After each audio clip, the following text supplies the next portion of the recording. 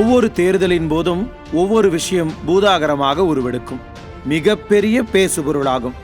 2011 சட்டமன்ற தேர்தலில் தமிழகத்தை பீடித்திருந்த மின்வெட்டு மற்றும் நில அபகரிப்பு பிரச்சனை, 2014 தேர்தலில் 2G ஸ்பெக்ட்ரம் வழக்கு, 2019 மற்றும் 2021 ஆகிய தேர்தல்களில் நீட் தேர்வு, இப்படி ஒவ்வொரு தேர்தல்களிலும் சில முக்கிய பிரச்சனைகள் களத்தையே மாற்றி அமைத்ததை வரலாறு அறியும். அந்த வகையில் இந்த 2024 ஆண்டு நடக்கும் நாடாளுமன்ற தேர்தலில் ஹீரோவாக இருக்க போவது எது என்பதுதான் தற்போதைய கேள்வி. நாங்கள் ஆட்சி அமைத்தால் இதை நிறைவேற்றுவோம், அதை நிறைவேற்றுவோம் என்று வாக்குறுதிகளை அள்ளி வீசும் அரசியல் கட்சிகளின் தேர்தல் அறிக்கைகளை பார்த்து சூப்பர் என்று சொல்வதும் உண்டு, அடேங்கப்பா இதெல்லாம் நம்புற மாதிரியா இருக்கு என்று வாயை பிளப்பவர்களும் உண்டு. ஆம், இந்த தேர்தலிலும் அதே நிலைதான். அதிமுக தன் அறிக்கையில் ஓர் மாநில அரசின் அதிகார வரம்பிற்குட்பட்டு என்னென்னவெல்லாம் செய்ய முடியுமோ, எவையெல்லாம் சாத்தியமோ அவற்றை மிக தெளிவாக குறிப்பிட்டிருக்கிறது.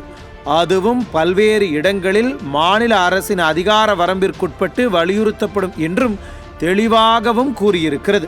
இதே அந்த பக்கம் திமுகவின் வாக்குறுதிகளை கொஞ்சம் புரட்டி பார்த்தால் 2 நிமிடம் தலையே சுற்றிவிடும் போல அந்த அளவுக்கு கம்பி கட்டும் கதைகளை எல்லாம் அள்ளி வீசி இருக்கிறது. 2021 தேர்தலில் சொன்ன சிலிண்டருக்கு 100 ரூபாய் மானியத்தையே கொடுக்க வக்கில்லாத திமுக எம்பியாக தேர்வு செய்யப்பட்டால் சிலிண்டர் விலையை பாதியாக குறைக்குமாம், பெட்ரோல் விலையை 25 ரூபாய் குறைப்பார்களாம். பொய் சொல்வதற்கும் ஒரு நியாயம் வேணாமாங்க? மக்கள் என்ன முட்டாள்களா? என்ன பேசினாலும் ஆமாஞ்சாமி போட்டுக்கொண்டே இருப்பதற்கு? தேர்தல் வாக்குறுதியில்தான் இப்படி குளறுபடி என்றால் தேர்தல் பிரச்சாரத்தில் உளறுபடியாக இருக்கிறது திமுக. மேடைக்கு மேடை ஸ்டாலினும் உதயநிதியும் நிதானமிழந்து பேசும் அவதூறு பேச்சுக்கள், தேர்தல் தேதி ஏப்ரலா ஜூனா ஆகஸ்டா என்று கூட தெரியாமல் உளறி கொட்டும் அழகுகள் என்று திமுகவை மக்கள் மத்தியில் மதிப்பிழக்க செய்கிறது. வருகின்ற ஜூன் 19ஆம் தேதி தேர்தல், ஜூன் 19ஆம் தேதி தேர்தல், ஜூன் 3ஆம் தேதி முத்தமிழ் கலைஞருடைய 100வது பிறந்த நாள். ஓட்டு எண்ணிக்கை 4ஆம் தேதி. நாம ஒட்டுமொத்த பேரும் முத்தமிழ் டாக்டர் கலைஞருக்கு ஒரு பிறந்த நாள் பரிசு, 100வது பிறந்த நாள் பரிசை கொடுக்கணும்னா இது ஒருபுறம் என்றால், தேர்தல் களத்தில் தன் பிரச்சார யுக்தியால் யதார்த்தமான தன் பேச்சால் மக்கள் கூட்டத்தை கட்டி போட்டு வைத்திருக்கிறார் எடப்பாடி கே பழனிசாமி. போற பக்கமெல்லாம் எடப்பாடி பழனிசாமி உதவாக்கரைன்னு ஒரு முதலமைச்சர் பேசிக்கிட்ட பேச்சா? நான் கிராமத்திலிருந்து வந்தவன், நான் வாய் திறந்தா என்னென்னலாம் வரும்னு உனக்கு தெரியாது, நான் எப்படிப்பட்டவன்னு உனக்கு தெரியாது. ஏதோ பழனிசாமி சிரிச்சிட்டு இருக்கான்னு நினைக்காதப்பா, கடந்த கால வரலாற்றை புரட்டி பார்த்து பேசி பழகு.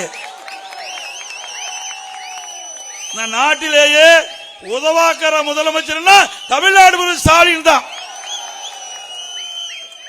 உன்னால என்ன செஞ்ச முடியுது இந்த நாட்டுக்கு? 3 ஆண்டு காலம் இந்த நாட்டை குட்டிச்சவராக்குனதுதான் மிச்சம். அடிக்கு அடி, பேச்சுக்கு பேச்சு என்று பாயிண்டாக அடுக்கி அவர் செய்யும் பிரச்சாரத்தால் பயந்து பம்மிக் கொண்டிருக்கிறது திமுக கூடாரமே. எதிர்கட்சி தலைவரை எப்படி எதிர்கொள்வது என்று தெரியாமல் விழி பிதுங்கி நிற்கிறது. இதனால்தான் இந்த 2024 தேர்தலின் உண்மையான ஹீரோ யார்? தேர்தல் வாக்குறுதியா அல்லது தேர்தல் பிரச்சார யுக்தியா என்ற பெரும் விவாதமே எழுந்திருக்கிறது. மக்கள் மனங்களில் எழுந்திருக்கும் இந்த விவாதத்துக்கு இன்னும் சில நாட்களில் விடை கிடைக்கத்தானே போகிறது. நியூஸ் ஜே செய்திகளுக்காக இணையாசிரியர் மனோஜ்குமார் கோபாலன்.